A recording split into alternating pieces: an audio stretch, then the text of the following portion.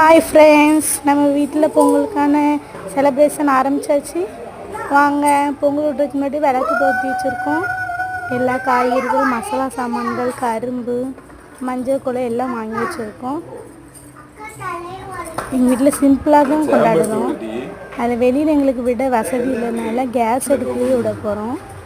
அது சின்னதாக உங்களுக்கு ஒரு வீடியோ எடுத்து போட்டிருக்கோம். பால் பொங்க ரெடி ஆயிடுச்சு.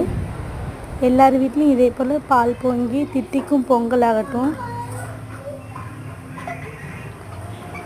எப்படி இருக்கீங்க? உங்கள் வீட்டில் எல்லாம் பொங்கல் எப்படி போச்சு? ரொம்ப நேரமாக நாங்களும் வீடியோ எடுத்துருக்கோம். இப்போ தான் பால் பொங்குது. பொங்கலோ பொங்கல், பொங்கலோ பொங்கல், பொங்கலோ பொங்கல். எங்கள் வீட்டில் வந்து வெண்பொங்கல் வைக்கலை, கேஸ் அடுப்பில் விடுறதுனால சர்க்கரை பொங்கல் மட்டும்தான் வச்சோம். யார் வீட்டிலலாம் வெண்பொங்கலும் சர்க்கரை பொங்கல் விடுவீங்கன்னு சொல்லுங்கள்.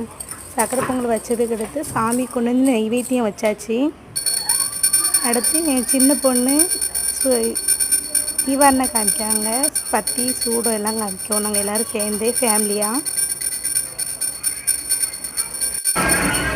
தீவாரணை காமிச்சு கடவுளோட அருள் எல்லாருக்கும் கிடைக்கணும் நாங்கள் வேண்டிக்கிடுதோம். எல்லோரும் நல்லா இருக்கணும், நாங்களும் நல்லா இருக்கணும்.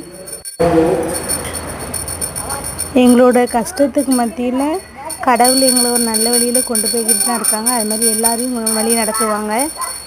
சாமிக்கு நெய்வேத்தியம் படைச்சாச்சு. நெய்வேத்தியம் படைச்சிட்டு தீவாரணை எல்லாரும் காமிச்சாச்சு. இதே மாதிரி எங்கள் வீட்டில் உள்ள லைஃப் ஸ்டைல் வீடியோ வேணும்னா சப்ஸ்கிரைப் பண்ணுங்கள், லைக் பண்ணுங்கள். பாய். வாழ்க வாழ்க.